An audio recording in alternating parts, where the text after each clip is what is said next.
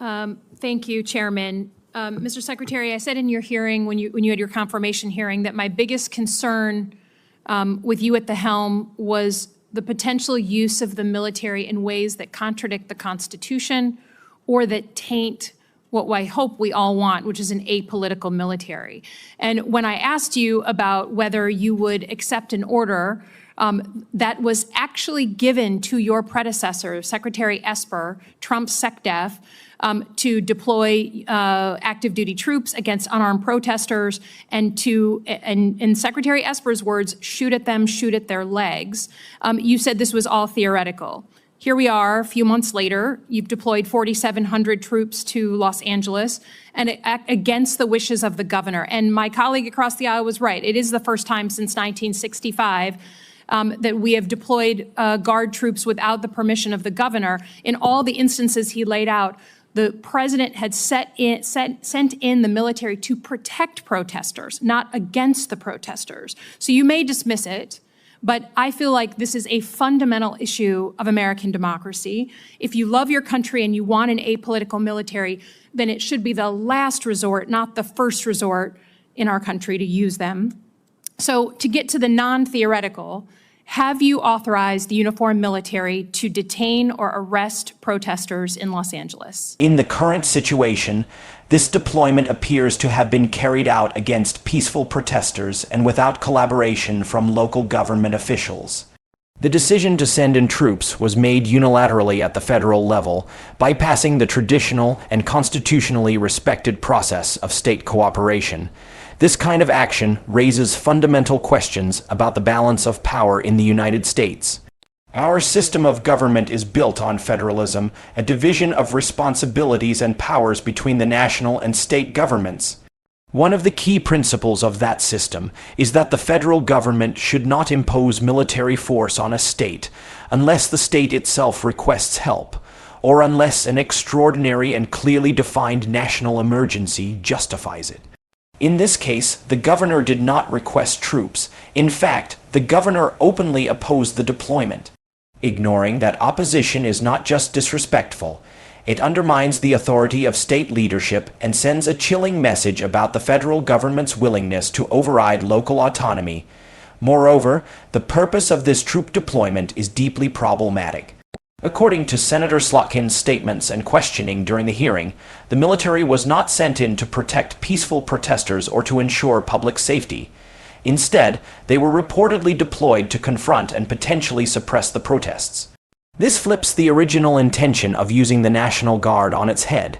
Historically, federal troops have been used to defend the rights of protesters, such as during the civil rights movement, ensuring that peaceful demonstrations were not attacked by local authorities or hate groups. But in this instance, troops are allegedly being used against American citizens who are exercising their First Amendment rights. Deploying military force against civilians, especially without the cooperation of local governments, has dangerous implications.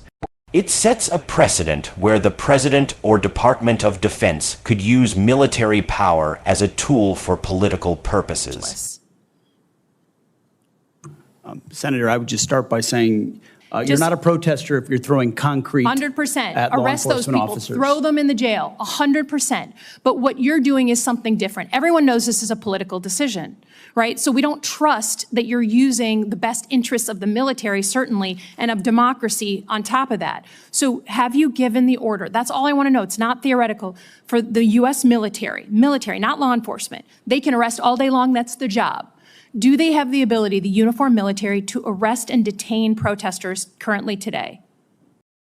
When asked by Senator Slotkin whether he had given the military permission to arrest or detain citizens, the Secretary avoided giving a straightforward yes or no. He deflected, redirected, and wrapped his replies in legalistic ambiguity, but never delivered the kind of clarity one would expect when dealing with such a serious issue. This kind of evasion becomes more troubling when the stakes involve the possibility of American citizens being arrested or even shot by their own military. Slotkin reminded the Secretary of an earlier moment in history when his predecessor, under the Trump administration, had allegedly been given an order to shoot at protesters' legs, an order he refused to carry out. That former secretary, according to his own book, resisted because he felt it was morally and constitutionally wrong. In contrast, the current secretary didn't offer any strong moral stance, didn't reassure the public that such orders would be refused, and didn't even categorically deny that he had issued similar instructions. This silence, this unwillingness to plainly say no, left the door open to terrifying possibilities. When dealing with civil protests, the line between law enforcement and military power must remain clear. Law enforcement has training and authority to manage civil unrest under strict legal guidelines, whereas the military is trained for combat and national defense. The deployment of uniformed military personnel to handle civilian protesters without proper safeguards risks escalating tensions rather than calming them. If those troops are also authorized to detain or use force against citizens, it dramatically increases the risk of violations of constitutional rights. The senator asked several times for a clear answer. She didn't demand a speech, just a simple confirmation or denial, and yet the secretary continued to avoid a clear stance. At one point, he suggested that troops could temporarily detain people in self-defense, and then hand them over to ICE, but insisted that there were no arrests going on. Today. It's a yes or no thing, authority. It's sort of amusing the extent to which the speculation is out there. These troops are given very clear orders. Then what is the order? Then list it out for us. Be a man, list it out. Did you authorize them to detain or arrest? That is a fundamental issue of democracy. I'm not trying to be a snot here. I'm just trying to get the actual, did you authorize them to do that? All of these orders and what they're sent there to do are public. They are there so to... say it. So say it. Yes or no? I'd like to.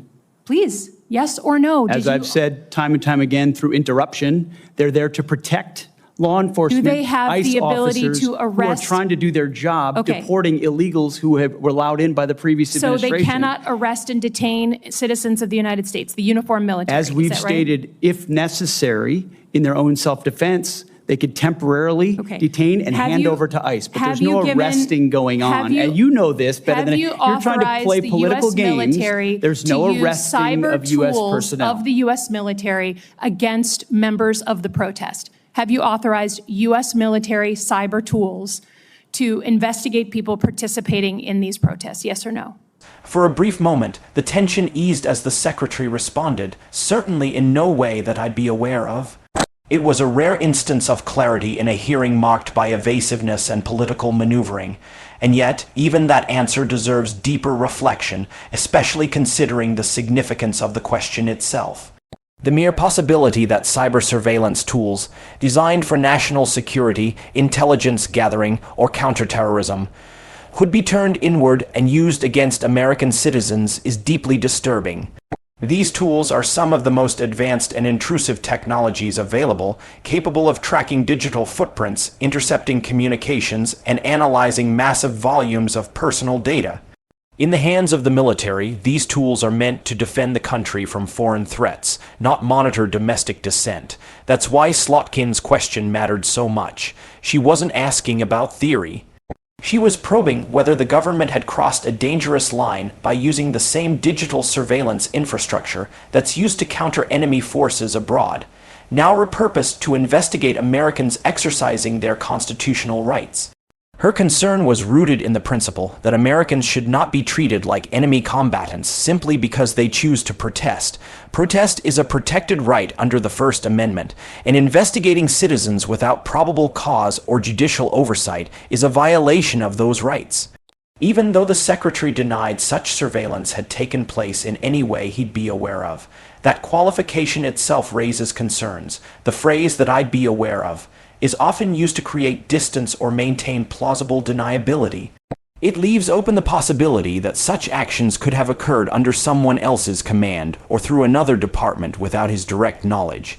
It's not the same as a confident, unequivocal "no, we have not, and we will not do that." Additionally, the growing overlap between national defense operations and domestic security efforts in recent years has blurred lines of jurisdiction. Agencies and departments often share resources and intelligence, which makes it even more essential to have clear, transparent boundaries. Without strict oversight, there is always a risk that technology designed to defend the nation from external threats could be misused internally, targeting peaceful protests, activist groups, or even journalists. That's not just a slippery slope. It's a direct path to authoritarianism. Certainly in no way that I'd be aware of. Okay, that's good. I love that answer. That's great. Should want an apolitical military and not want citizens to be scared of their own military. I love the military. I served alongside my whole life, so I'm worried about you tainting it. Have you given the order? Have you given the order that they can use lethal force against honor? I want the answer to be no. Please tell me it's no. Have you given the order? Senator, I'd be careful what you read in books and believing it, except for the Bible. Oh my God. So your former predecessor, I guess that's not enough for you. Okay, on Iran. I don't think there's a debate. There's like a cat fight going on in your own party about whether to go after Iran. Have you commissioned any day after planning? So any force protection, any use of ground troops in Iran, any cost assessments? Because I don't think we doubt what we can do as a country in the attack. It's the day after with Iraq and Afghanistan that so many of us have learned to be so deeply concerned about. Have you authorized day after planning? As I've said, we have plans for everything, Senator. Okay. And I would also reiterate how we began, that there will be a classified portion of this 15 minutes after we adjourn.